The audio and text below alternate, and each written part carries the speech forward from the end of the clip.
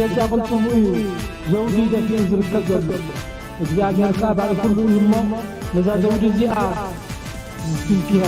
ወይዶ بعداس ينبح انبر عينك سنين وإساس أفوركي نحنا نوعنا بضم صعد زيوم دات شورنا نقمت تخوينا نعنا زي كون كدقفو نخلل تقرايس إيثيوبيا نهاجر يوم كدقفو رقصنا اندهر نهاجر زدقفو وينم نحنا تما حزينا ينزل لنا عدتات قرابتنا مسأل كسرح زخل سرحاتي خنسرح لنا سلام تخطاتتي سول ميديا بزز اللهم وسلامكم يبزع خندق اسكنتس ايرتراونت كونو مالنا يدرسع توم حدثنا سول ميديا زخمكم سابسكرايب تقومدو يسعد تقومدو يعوت كمزي خسمعوات صنحكم تقراويتي وعرو بزعبا هلو كناتات عملكيتا حصر زبلت ازيات صففتي حزب تقراي بحفشه خان حزب ايثيوبيا كباريا ويكا خاب اغلغالي ناي صعدا خوينكا سانطاها حيسكا لوخلوخ كم تخور بريزيدنت سياسه فورك زبلو قرشي وتصفعك انتي ترجم الله صعدا بجيكا نخبالا شو دامبر ابقرنا افريكا تخلو اجنداتات نا ايثيوبيا اجندا ناتوم ناي منግስት ኢትዮጵያ ዘይኮነስ አጀንዳ ናይ ስርዓታት ናይ አሜሪካ ከምኡን ናይ ደገ ናይ ምዕራባውያን ከሳሲ ዝጸንሑ ስርዓታት ኢትዮጵያ ሎሚ እዛ ትሪዋ ዘለኹም ወዓሮ ትግራወይቲ ኣብዚ ማሕበራዊ ሚድያ አዘራራቢ ኩነታት ኮይኑ ወዒሉሎ ክቡር ፕሬዝዳንት ሃገር ኤርትራ አቶ ኢሳያስ አፈወርቂ ነቲ ረዲኤት ወድ ረዲኤት እሞኸአ ረዲኤት ሂብካ ብሽም ፖለቲካ ክስራሕ ዝፍትን ምትእትታው ናይ ምዕራባውያን ዳርጋ ናይ ስለላን ኮለላኒ በዚ ረዲኤት ህቡኻ በዚ ሓውእ ትውልካ በዚ ረዲኤት ህቡኻ በዚኻ ተመሊሶምካ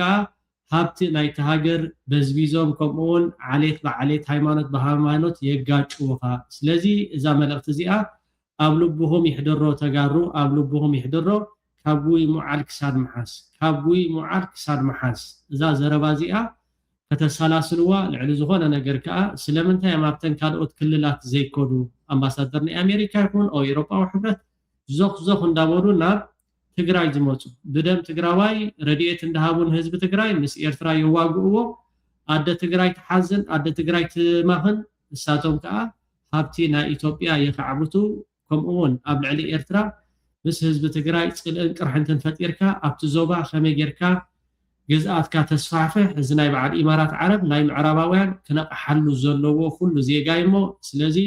كمزن وعرو تقراويت أبديتات كم أن يبزح خبز دلي كبرات تقاتاتي كمزي أبرستري وزر لهم كبر منيستر وطاق قديات آتو عثمان صالح كاب أمباسادر ناي سعودي كاب منيستر وطاق قديات نكسنا السعود عرب دبداب بيتقبلون هلو كنتات أمريكيتهم سفيح زخونة الزيت كمزا كايدو أبز حجوان أب أي بحر تفتير زرلو أمونغو يمنن سعود عرب إيرترا انتاي تاراخ تواسا تغل تي شمقلنا أمونغو يمنن أب مونغو سعود عرب كجبر زغل إيرترا خد قبرو خم تغل كمون إيرترا خاب تتصبو نجر من السعودي تصبو زمدنا لوا من يمن تصبو زمدنا لوا من زخونة هاجر تقع زبهار ويكا نحنت هاجر دقيت كان خالق هاجر متكع زبهار بوليسنا منقسي إيرترا يكونن منجست سعود عرب كا تي قات إيمو زرلو خناتات بتعمي أزي بدهن كبيريني لما عند درونات ميسايلات ناي حوتي دبداب أب وشتي جزءات ناي سعود عرب خكايد وعيلو له مالتي حوتي بتزقلت أو زرلو بزح عنوت أب لعل سعود عرب مدبر ندادي عندنا أبستف على تكالات عنوت كايدالو زخان سعود عرب معرخ ندي كم زقودا سعود عرب كم معرخ ندي أبتي إيكونومي ويكا أبتي نعباله ندحريت كمرسا خم زخل ازي خا بتعمي ابز غداي زي عبت تاريخ تصات خل ام مونغو ناي شمغلنا خمون نتخوناتات كتهدو تخل ايرترا بمباد سعود عرب كومو ابدغ تخخخ خمزلا مس ايرترا تزمدنا مس سعود عرب يكون مس يمن ايرترا خدكودو دصنحت نيوتراليو ازي خا بتعمي كابتي ازي دس دبلكات ناي منغسي ايرترا اكايدا بوليسيمو يا سلام وردلنا نتي أبقي بحر زقبر دولو كينات ورو كينات بحلفي سعود عرب مفتوب عن إسرائيل كي تخون كابزو كينات الزمان يتربح من يتعوت اللي حضرنا يمن يتربح سعود عرب بعبي خاص سعود عرب تقدام مالتي أبز حجوان يمن كهسي يقولني يمن ولا حد زلوم يقول من سعود عرب جن بتعمي ببليونات ندادي أبز كتقرب تخيلنا عالم ሓንቲ መዓልቲ ወይ ከዓ ሓንቲ ሰዓት ማዕረ ክንደይ ትሪልዮናት ገንዘብ ክሳራ ከም ዘጋጥማ ቀሊል ኣብነት ኣይኮነን እሞ እዚ ከዓ ብድሕሪት ኣጀንዳ ናይ በዓል እስራኤል ከምዚ ዝፈተውኣ ወይ ከዓ ከምዚ ምስኣ ዘለዋ ኮይኑ ዳ ይስምዐ ንኾን ተን ሃገራት ዕራብ እምበር ቀዳማይ ናይ በዓል እስራኤልን ናይ በዓል ኣሜሪካ ኣጀንዳ ከመይ ጌርካ ተን ሃገራት ዕራብ ይዳኸማ ከመይ ጌርካ እቲ ገንዘብ ኣብ በዓል ኣሜሪካ ተቐሚጡ ዘሎ ቁማር ትብሎም ከምኡ ከዓ ኣፅዋር ይሽምቱ በቲ ነዳዲኻ ወስዱ በቲ ከዓ ነቲ ኣቐሚጥካ ዘለኻ ገንዘብ ኣፅዋር ካብኣቶም ንኽትገዝእ ዝገብርዎ ውዲት ምዃኑ ፈሊጦም ከዓ እቶም ሱዑዳናውያን ቁሩብተይ ልብም ክብሉ ይግባእ ሓራይ ክብርቲ ሚኒስትር ጥዕና ሚኒስተር ኣምና ኑር ሕሴን በዚ ኣጋጣሚ ዕድመን ጥዕናን ኣምላኽ ይሃብኪ እወ ነፍሲ ሓሳዊ እዩ ኩላትና ከዓ በዚ ኣጋጣሚ ዕድመ እውን ፀጋ እዩ ገለ ሰባት ሃተውቶ ወይ ከዓ ክትፃረፉ ክትዝልፉ ርኢና እሞ ድሓኒ እሱ ንኣመል ክንገድፎ ኣመል ንኸይተርፍ ማለት እዩ ኣብዚኣ ግን ሓንቲ ነጥቢ ከነቐምጣ ዘለና ሚልዮን ኣብርሃ ሓውና ዝፀሓፍ ኣላ ሚልዮን ካብቶም ፀሓፊ ሓንቲ መፅሓፍ እውን ኣበርኪቱ ኣሎ ምስሊ ሚኒስተር ኣምና ኑር ሕሴን ህልው ምስሊ ናይ ኩሎም ትንፋሶም ስጋብ ተሓልፍ ተወፍዮም ንሃገሮም ዘገልግሉ ዘለው ላዕለዎት ሓለፍቲ እያ ምስሊ ሚኒስተር ኣምና ኑር ሕሴን ህልው ምስሊ ናይ ኩሎም ትንፋሶም ስጋብ ተሓልፍ ተወፍዮም ንሃገሮም ዘገልግሉ ዘለው ላዕለዎት ሓለፍቲ እዮም ክብል እዚኣ ብጣዕሚ ኣዝያ ደስ ትብል ፅሕፍቲ እያ ሚልዮን ኣብርሃም ሓውና እወ እንታይ እዩ ኣብዚ ሕጂ እዋን ኩላቶም እቶም ኣያታትናን እቶም ኣርካናት ተጋደልቲ ኣቦታትናን ክዕርፉ ይግብኦምን ፈረቓን ፃዕዳ ክዳኖም ገይሮም ቤተክርስትያን ፃዕዳ ጀለቢኦም ገይሮም መስጊድ ክመላለሱ ከምኡ ኮይኖም ከዓ ነቲ መንእሰይ እንዳመኸሩ እንዳመዓዱ ኣብ ፖዚሽን የምፅዎም ከም ዘለው እዚ ንማንም ኣብ ማስ ሜድያ ወፂኻ ዓዊልካ ወይ ከዓ ዘይርኣዩና ስለምንታይ እዮም ዘይርኡና ዘለው ስለምንታይ እዮም ከምዚ ዘይገብሩ ዘለው ኢልካ ንፀላኢ ኩሉ ኣጀንዳኻ ይትወን ኢኻ ከምኡ ይግበር ከም ዘሎ ግን ኣዳዕዲና ንፈልጥ ኢና ኣብዚ ሕጂ እዋን ክትዕርፍ ይግባእ ዶ ክትዕርፍ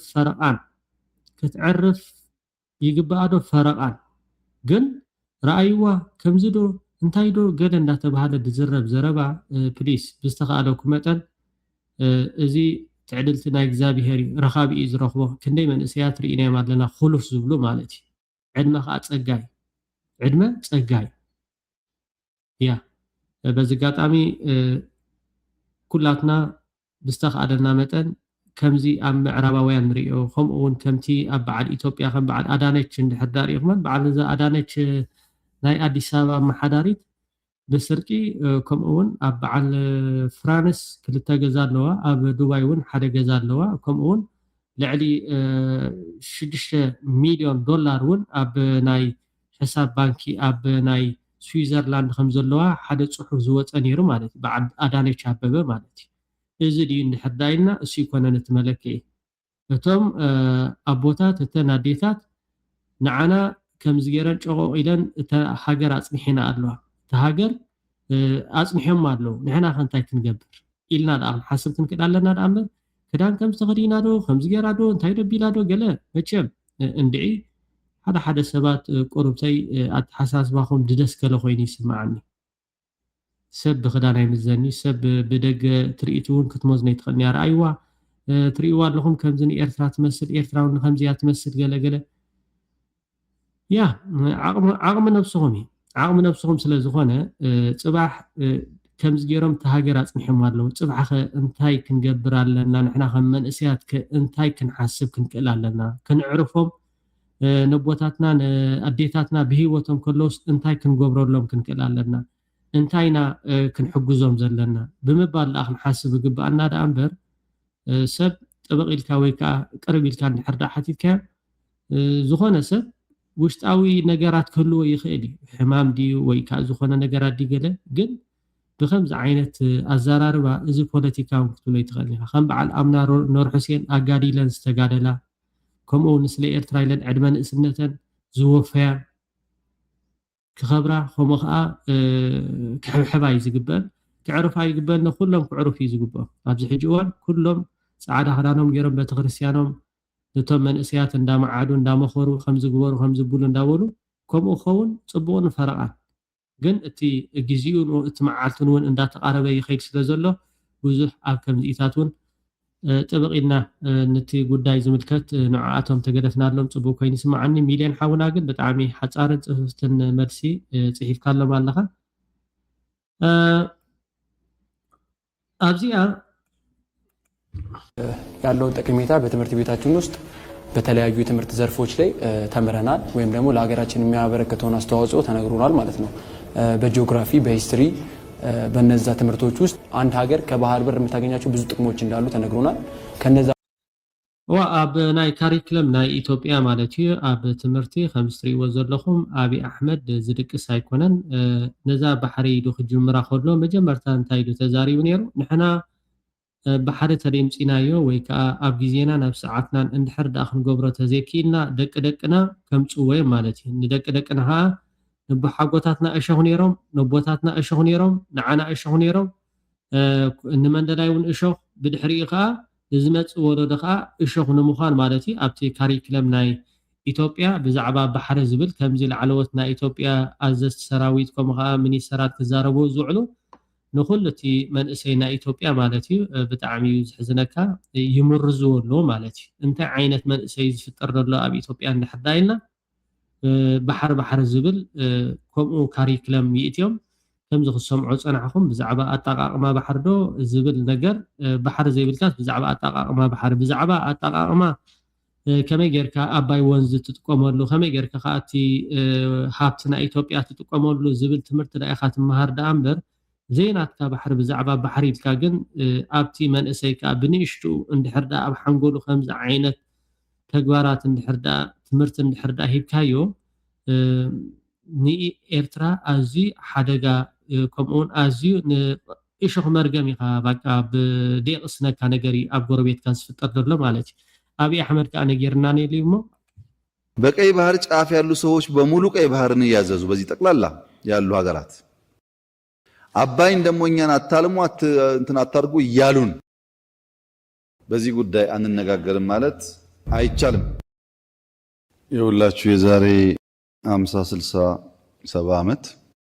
ኃይለ ሥላሴ ስለ አባይ ሲያወሩ አታስበው ትነካትና ወየውልህ ትሞክራትና ወየውልህ ሲባሉ እኔ አሁን አቅም የለኝም ልጆቼ ይሰሩታል። አሁን ቀይ ባህር ትነካትና ትለኛለህ እኔ አቅም የለኝም ልጆቼ ያመጡታል።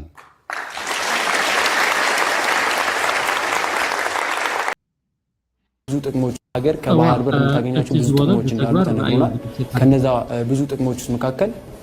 የተለያዩ ወጪዎችን ትቀንሳለች። ለጎረቤት ሀገሮች የምከፍላቸው ነው። ለምሳሌ ኢትዮጵያ እስከዛሬ ድረስ የባህር በር የላትም። ነገር ግን በጎረቤት ሀገሮች ትጠቀማለች።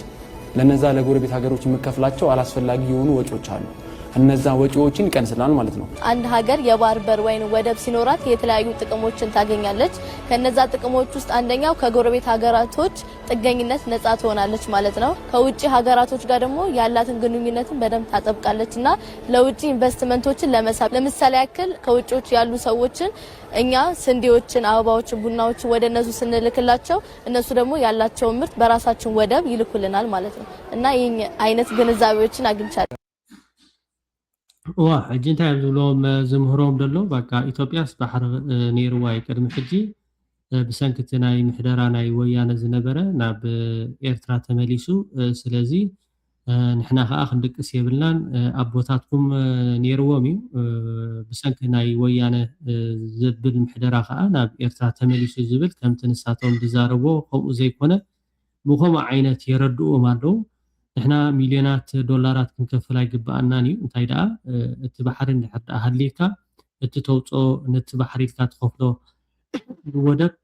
ይቕንሰልካ ስለዚ ባሕሪ ክህልወና ኣለዎ ዝብሉ ከምዚኦም ትሪኦም ዘለኹም ናይ ፅባሕ ዘየደቁስኻ ናይ ፅባሕ ደየደቁስኻ ማለት እዩ ናይ ፅባሕ እሾኽ መርገም ዝኾኑ ገዲፍልና ይኸይድ ከም ዘሎ ንሕና ከም ኤርትራውያን ከዓ ክንሓስብ ይግባአና። እቲ ክንሓስቦ ዝግባአና እንታይ ንዝብል ሕቶ ርዱእ ነገር ኮይኑ ቀልጢፍካ ነቲ ጉዳይቲ ኣለይ መለይልካ ኣብ መፈፅምትኡ ንምብፃሕ ናይ ኩላትና ሓላፍነት ይኸውን ግን ካብቲ ዝሕጉሰካ ጉዳይ ኢትዮጵያ ከመይ ዘሎ እንድሕር ኢልና ጉዳይ ኢትዮጵያ ካብ ግዜ ናብ ግዜ እንዳኸፍአ እዛ ቪድዮ እዚኣ ከስዕበልኩም እዚ ካብ ኣዲስ ኣበባ ከባቢ 65 ኪሎ ሜትር ይረኣይዎ ዱራት ወቦን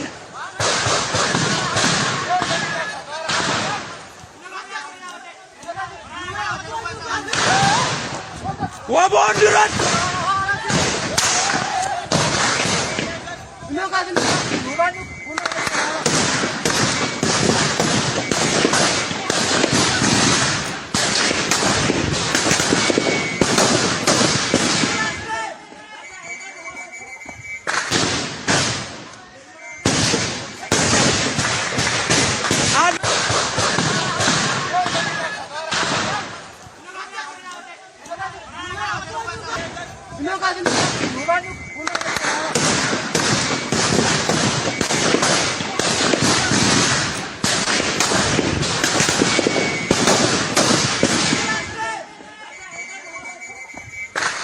Bazen duba de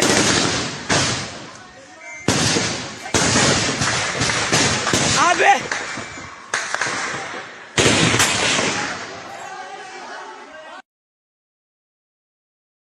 و ኣምላኽ ጥዑሚ በቲ ኣብይ ኣሕመድ ዝሓስቦ ዘሎ እንድሕር ዳ ኮይኑ እቲ ንጥፍኣት ቀርኒ ኣፍሪቃ ብሓፈሻ እቲ ቀርኒ ኣፍሪቃ ነንሕሩ ንክባላላዕ ሃገር ንክፈርሳ ከምኡ ከዓ ህዝቢ ንክስደድ ህዝቢ ክንማዛበል ተልእኾ ናይ በዓል እስራኤልን ናይ በዓል ኢማራት ዓረብን ከመይ ጌርካ ሃብቲ ናይተን ሃገራት ትጉሕጉሕ ከመይ ጌርካ ነንሕዶም ኣባላሊዕኻ ውሕዳት ሰባት ረብሑ እቲ ህዝቢ ከዓ ኣደዳ መከራን ስቃይን ንክኸውን እዩ ብዙሓት ሃገራት ኣብዚ ሕጂ እዋን የጠንቅቃ ኣለዋ እዛ ኢትዮጵያ እዛ ኣብ ካርታ ትሪእዋ ዘለኹም እቲ ቀይሕ ቀይሕ ዘለዎ ፍፁም ቱሪስት ክንቀሳቀስሉ ዘይክእሉ እዮም እቲ ኦሬንጅ ከዓ ክትንቀሳቀሰሉ ዘይትኽእል ክልቲኡ ማለት እዩ እታ ክትንቀሳቀሰላ ትኽእል እታ ብብጫ ዘላ ኣብ ከባቢ ኣዲስ ኣበባ ተዘይኮይኑ እቲ መብዛሕትኡ ናይ ወተሃደራዊ ናይ ኩናት ዘለዎ ዞን እዩ ከምኡ እውን ዋላ ኣብ ዘይተፈልጠ ቦታ ፀኒሖም እውን ሸፋቱ ድጨዊኻ ዘለው ሰዓታት እሞ ረኣይዋ travel lists that you see out there that recommend you places to go. This is a map of Ethiopia as it stands. I took it from the Canada Travel Advisory site from the government and it is very accurate. መንግስቲ ካናዳ ጉዕዞ ናብ ኢትዮጵያ ትገብርዎ ጥንቃቄታት ክትገብሩ እንድሕር ኣገዳሲ ወይ ከዓ ኣድላይ እንድሕር ዳ ኮይኑ ናብ ኢትዮጵያ ከይድኩም ትንቀሳቀስሉ ቦታ ከዓ ብማፕ ዝተሰነየ መግለፂ የውፅእ ኣሎ You see how it's covered in either orange or red. The only yellow part is the increased caution, exercise increased caution. That's Addis Ababa, which is the capital. I'm sure you've seen lots of reels of the shiny skyscrapers and the modern sites, and iShow Speed was there and it was lovely. But in the countryside, it's not safe. There are multiple ethnic ወቲ ዝግበር ካብቶም ፍሉጣት ናይ ዓለም ኣምፂኦም መታነቲ ኢትዮጵያ ሰላም ኣሎ ክበሃል ስፒዲ ገለ ዝበሃል እቲ ፀሊም ቆልዓ ኣምፂኦም ነይሮም ዝተፈላለዩ ፍሉጣት ሰባት ናብ ኣዲስ ኣበባ እንዳምፁ እታ ውሕስቲ ክትብላ ትኽእል ከምኡ እውን ውሕስቲ እውን ኣይኮነትን ስርቂ ከምኡ እውን ዓመፅ ዝበዝሓ ከተማ ዝኾነት ኣዲስ ኣበባ ኣብኣት ጥራሕ ተዘይኮይኑ ኩሉ እቲ ኣሎ ዝበሃል ክልላት ኩናት ወረ ኩናት እዩ ዘሎ conflicts that are raging, have been raging,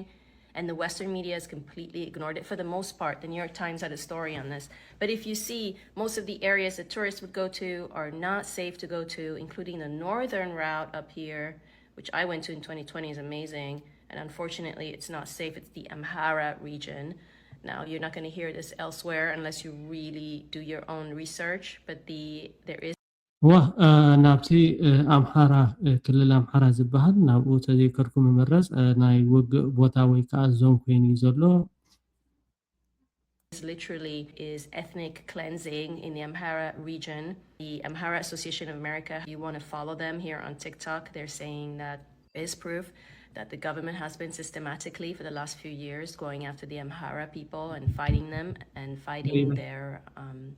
forces that are called Fano forces. But I just want to say that Ethiopia is not in a good place. and you have to do your own research to know what is going on. But definitely, if you can go to the capital, does not mean you can go in the countryside. It is risky. All sorts of just ugly stuff happening, you know, indiscriminate drone bombings against citizens, women, children even, indiscriminate capturing of journalists and jailing them and disappearing them. It's scary. And even those who speak out on social media abroad are at risk if they go back to Ethiopia. So, you know, I just want people to be aware and understand that in 2026, you are your own travel expert. Follow journalists that you trust who give you the real deal. A lot of people are compromised out there in the travel industry. And so you want to find somebody who's independent and who will tell you the truth and tell you what is safe and not safe. Obviously, there are no guarantees, but in cases like Ethiopia, this is a story that has gone untold for far too long, particularly from the tourism perspective. The reason I started doing this is real is because I saw an article that says, here are the places that are booming that you might not be expecting. And so you might see that article and think, oh, it's from February. So guys, pay attention. Things are changing very fast. We're in a different world right now with everything that's going on. You want to stay informed, you can stay right here. I'm all about conscious travel, tourism. I'll tell you things with no chaser, straight up. Travel is not just about ourselves, it's also about the places that we visit. ንዓና ከም ኤርትራውያን እውን ኣዝዩ ኣገዳሲ ንካናዳውያን ጥራሕ ዘይኮነስ ብሓፈሻ ንህዝቢ ዓለም ግን ንሳቶም ግን ንህዝቦም የጠንቅቁ ኣለዉ ዝኾነ ካናዳዊ ናብ እቲ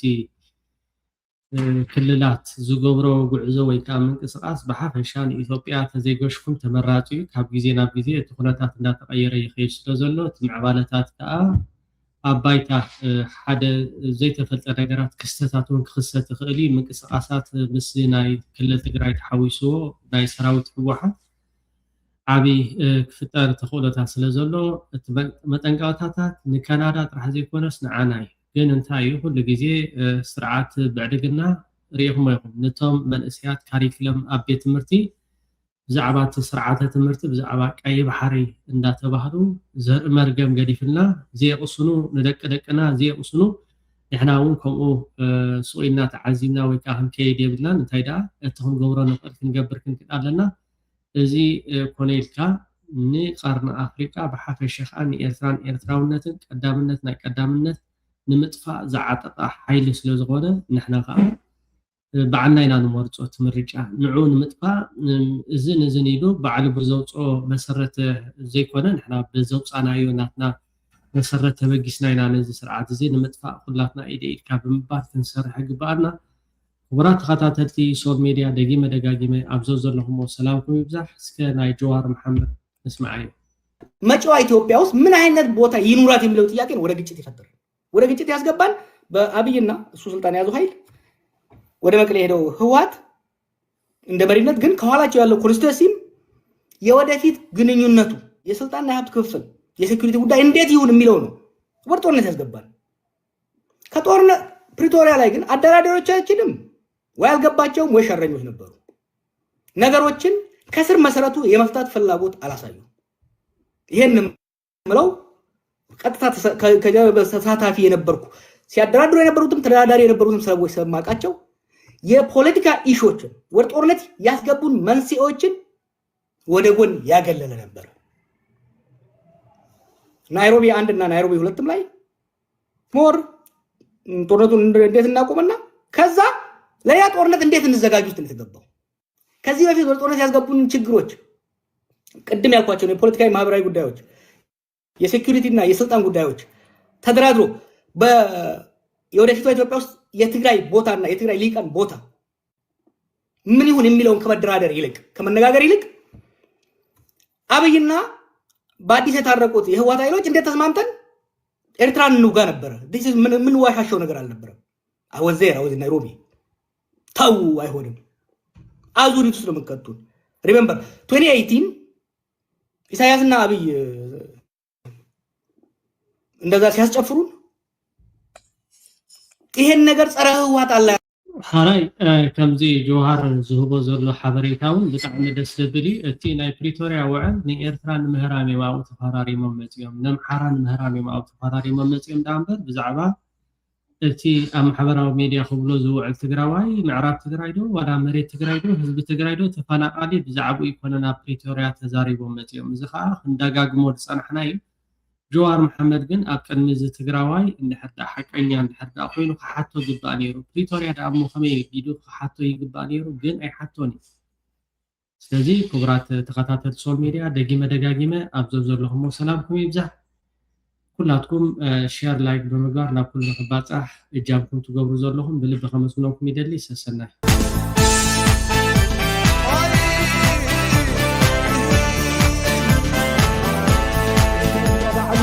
بجد قلتم ايه زوجي ده في زركة جد እግዚአብሔር ካባል ሁሉ ይሞ ለዛ ዘውድ እዚኣ